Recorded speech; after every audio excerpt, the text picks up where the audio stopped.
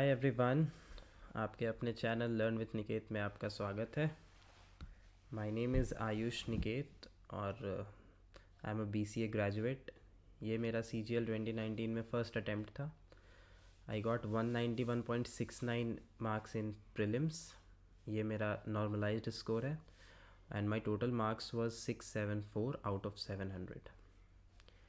ये परसेंटेज का third part है। So let's start with the questions.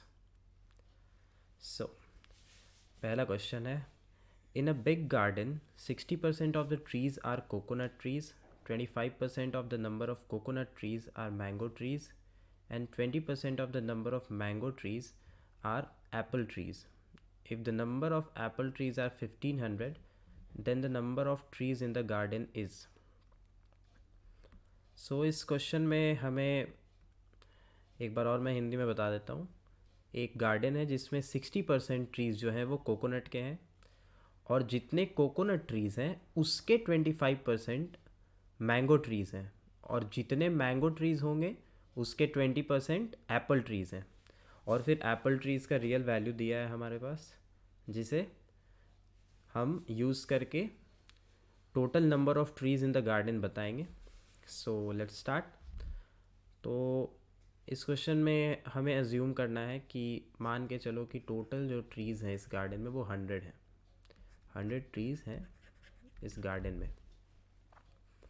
तो नाउ 100 ट्रीज़ में 60% जो ट्रीज़ हैं वो कोकोनट के हैं। तो 100 में 60% इसका मतलब कि 60 ट्रीज़ कोकोनट के हैं।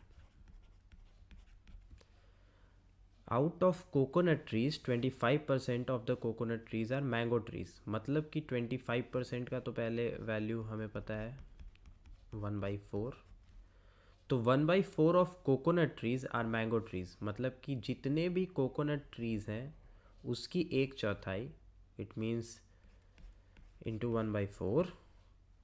तो हमारे पास जो वैल्यू आएगा वो 4 से 60 जब कटता है तो 15 आता है। तो ये जो 15 है वो नंबर ऑफ मैंगो ट्रीज़ है, राइट। और फिर मैंगो ट्रीज़ का भी 20%। तो 20% हमें पता है कि 15 का 20%, इसका मतलब पहले तो 20% की वैल्यू क्या होती है 1/5। 15 का फिर 1/5, इसका मतलब 5 से ये 3 टाइम्स में कटता है तो इक्वल्स टू 3। तो ये जो 3 है ये 3 हमारा एप्पल है, राइट। तो अब क्वेश्चन में हमें बताया गया है कि ये जो नंबर ऑफ़ एप्पल ट्रीज़ हैं जो कि हमने निकाला 3, वो 3 की वैल्यू 1500 है। तो हमसे पूछा जा रहा है कि total number of trees in the garden कितने होंगे। तो टोटल नंबर ऑफ़ ट्रीज़ हमने कितना अज्यूम करा था 100। तो 3 की वैल्यू जब 1500 है तो 1 यूनिट की वैल्यू 500 होगी एंड सिमिलरली 100 की वैल्यू 50,000 होगी। ये हमारा पहला क्वेश्चन था और 10th of this video series. Now the next question is 11. The population of a village is 25,000. 1/5 are females and the rest are males. 5% of males and 40% of females are uneducated. What percentage on the whole are educated? सो पिछले question की तरह इसमें भी हमें assume करने में ही आसान रहेगा। सो लेट्स अज्यूम कि टोटल पॉपुलेशन 100 था विलेज का, तो कुछ होंगे फीमेल और कुछ मेल होंगे। क्वेश्चन में 1/5 आर फीमेल्स। सो 1/5 का मतलब होता है कि 5 से ये 20 टाइम्स में कटता है। इसका मतलब कि 100 का 1/5 20 होता है, जो कि इस क्वेश्चन में बता रखा है कि 1/5 हमारे पास फीमेल्स हैं। तो फीमेल्स की जो पॉपुलेशन है वो 20 है, तो ऑटोमेटिकली मेल्स हमारे 80 हो जाएंगे। अब 5% ऑफ मेल्स, इसका मतलब ये जो 80 है उसका 5%। तो 5% का मतलब 5% का मतलब होता है 1/20। जिस तरह 20% का मतलब 1/5 होता है, उसी तरह 5% का मतलब 1/20 होता है। इसे हमने निकालना सीखा था कि कोई भी परसेंट है तो उसे आउट ऑफ 100 जब हम कर देते हैं डिवाइड, तो जो भी वैल्यू आता है फ्रैक्शन में उसे भी हम लोग लिख सकते हैं परसेंटेज की जगह। तो 80 का 5% मतलब कि 80 का 1/20, तो 80 का 1/20 होता है 4। ठीक है, तो ये जो 4 मेल्स हैं एंड 40% ऑफ फीमेल्स, और ये फीमेल्स 20 थी, तो फीमेल्स 20 है और उसका 40% हमें बताना है। तो 40% का मतलब होता है 2/5, तो 5 × 4 दैट इज़ 8। इसका मतलब कि 8 फीमेल्स, तो 8 फीमेल्स एंड 4 मेल्स, इनके बारे में बताया जा रहा है हमें कि ये दोनों अनएडुकेटेड है, मतलब कि ये अनपढ़ है। And the question demands what percentage on the whole are educated. तो जब 8 + 4 12 जन अनएडुकेटेड है, तो फिर एडुकेटेड परसेंटेज कितना होगा? 100 में जब 12 अनएडुकेटेड है तो एडुकेटेड कितने होंगे?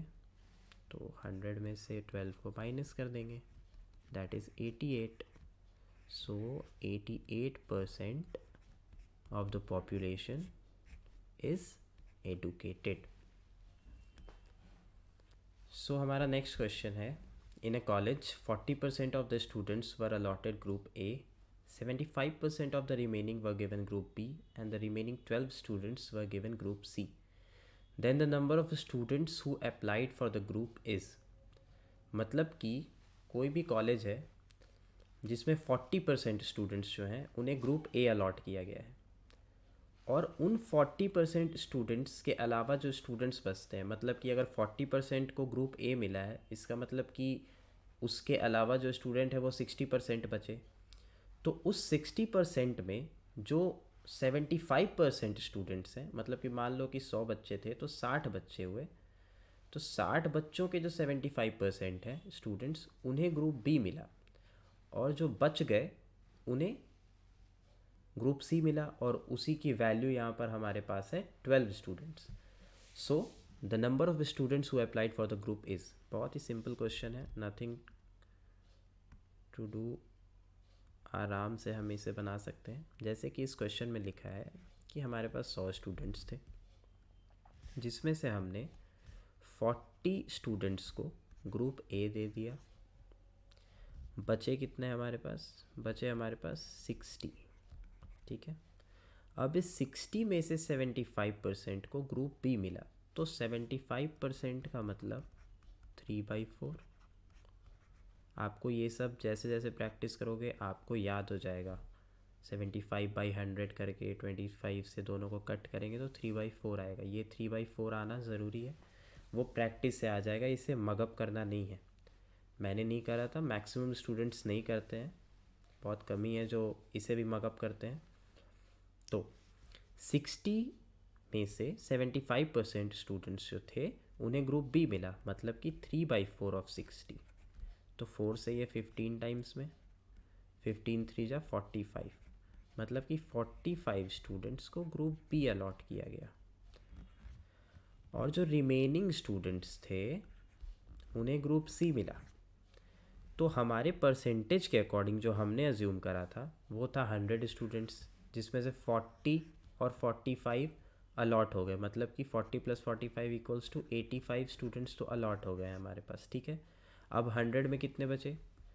15 बचे, और इस क्वेश्चन में उस 15 का वैल्यू क्या दिया है हमारे पास? रियल वैल्यू दिया है कि सी ग्रुप जो है उसे 12 स्टूडेंट्स उसमें गए। इसका मतलब कि इस बार हमने जो अज्यूम किया वो थोड़ा ज़्यादा कर लिया, इसी वजह से हमारी 15 वैल्यू आ रही है बट रियल वैल्यू 12 है। तो इसका मतलब कुछ नहीं है, सो 15 की वैल्यू 12 है, 1 की वैल्यू 12 आउट ऑफ 15। हमसे पूछा जा रहा है number of students who applied for the group, मतलब कि टोटल 100।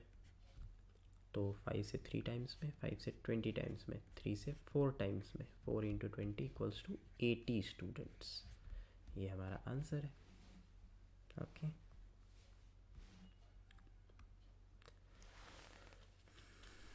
नेक्स्ट क्वेश्चन हमारा 13 number. Out of 2 numbers 40% of the greater number is equal to 60% of the smaller. If the sum of the numbers is 150 then the greater number is। आप ये चीज़ notice करोगे कि percentage के question में हमेशा एक real value हमारे पास ज़रूर होता है, जिसकी वजह से हम बाकी सभी चीज़ को रिलेट करके आंसर के पास पहुंचते हैं। यहाँ पर क्वेश्चन है आउट ऑफ 2 नंबर्स, मतलब कि कोई भी 2 नंबर है, मान लो एक ए है एक बी है, राइट। अब इस ए और बी में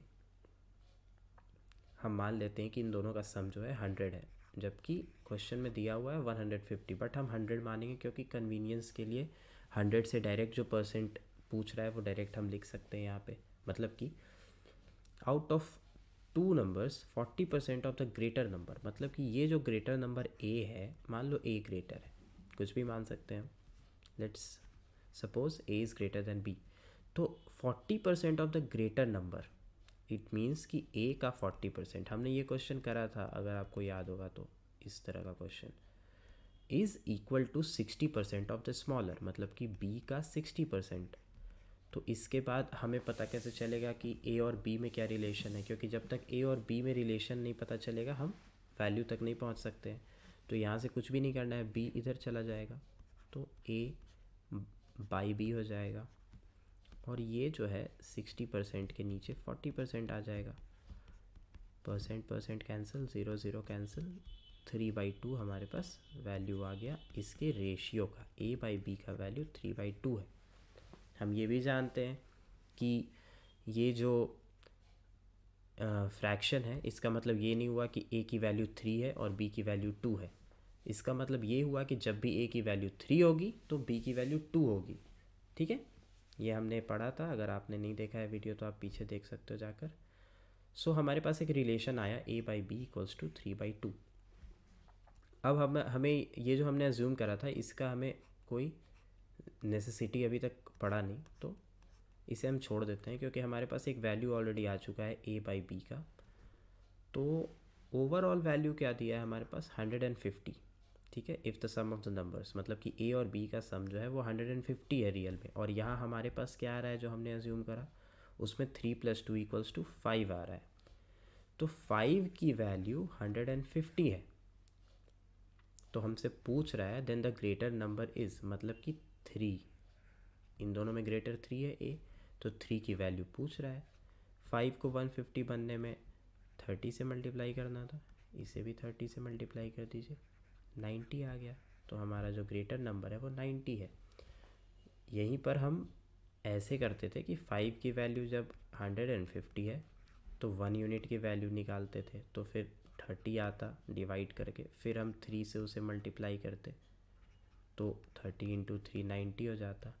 ये हम डायरेक्ट भी कर सकते हैं, जब भी किसी चीज़ की वैल्यू दी हुई है और हमें ये निकालना है, तो अगर ये डायरेक्ट यहाँ पर आने के लिए, अगर इसमें अगर यहाँ पर से यहाँ पहुँचने में डायरेक्ट कुछ मल्टीप्लिकेशन हुआ है, तो आप सेम चीज़ को नीचे भी मल्टीप्लाई करके उस वैल्यू तक पहुँच सकते हो। ओके, सो नेक्स्ट क्वेश्चन में, ये क्वेश्चन भी बहुत ही फेमस क्वेश्चन है परसेंटेज का।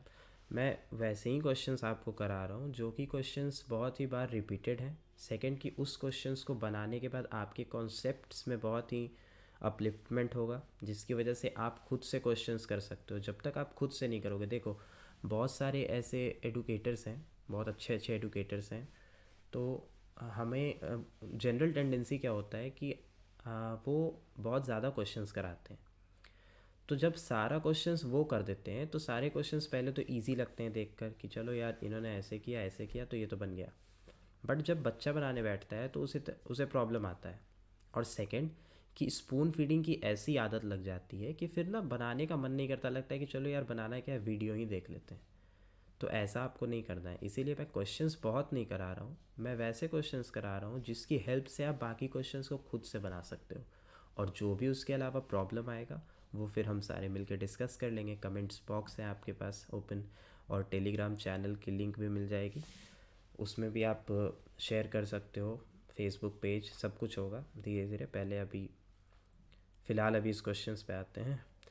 तो 14th नंबर क्वेश्चन जो है उसमें, in an examination a candidate must secure 40% marks to pass, a candidate who gets 220 marks fails by 20 marks, what are the maximum marks for the examination. मतलब कि एक exam है, मान लीजिए कि वो एग्ज़ाम 100 नंबर का है, तो एक स्टूडेंट है जिसे 40% मार्क्स चाहिए, मतलब कि 40 मार्क्स अगर वो लाता है तो वो पास हो जाएगा, ठीक है। अब ये तो हो गया कि हमने अज्यूम करा कि 100 मार्क्स का पेपर है, ज़रूरी तो नहीं है कि 100 मार्क्स का पेपर हो। तो जितने भी मार्क्स का पेपर था उसमें उस स्टूडेंट ने 220 मार्क्स स्कोर किया, राइट, 220। और वो 220 लाने के बावजूद 20 मार्क्स उसके कम रह गए, राइट, पास होने से। तो इसका मतलब वो पास कितने पे होता, अगर वो 20 मार्क्स और ले आता, दैट इज़ 240। तो अगर वो स्टूडेंट 240 मार्क्स ले आता तो वो पास हो जाता। और हमारे पास ये भी डेटा है कि पास होने के लिए उसको 40% मार्क्स चाहिए। इसका मतलब 40% की वैल्यू, 40 यूनिट की वैल्यू 240 है। तो हमसे पूछा जा रहा है कि मैक्सिमम मार्क्स कितना है, तो मैक्सिमम मार्क्स 40 के केस में कितना था, 100। जितना मैक्सिमम मार्क्स का मतलब कि फुल मार्क्स जितने में हमें स्कोर करना था। तो हमारे केस में जो हमने अज्यूम करा था उसमें मैक्सिमम मार्क्स 100 था, और यहाँ पर पासिंग मार्क्स 40 था, और रियल में पासिंग मार्क्स 240 था। तो 100 जो मैक्सिमम मार्क्स था उसका रियल वैल्यू क्या होगा। तो अभी हमने सीखा था, एक तो हम 1 यूनिट यहाँ से निकालेंगे तो 240 को 40 से डिवाइड करेंगे, या फिर हम सीधा देखेंगे कि 40 जो है वो 240 कैसे बना, 6 से मल्टीप्लाई करके। तो यहाँ भी 6 से मल्टीप्लाई कर दो, 600 marks. This is our maximum marks. Okay, next. ये जितने भी क्वेश्चंस मैंने अभी, ये एक लास्ट क्वेश्चन है जो आपको खुद से घर पे करना है, और स्क्रीनशॉट ले लो या फिर जैसे भी बनाना है आप बना सकते हो। अभी मैंने पिछले वीडियो में भी आपको 2 क्वेश्चंस दिए थे बनाने को, और अभी एक दे रहा हूँ।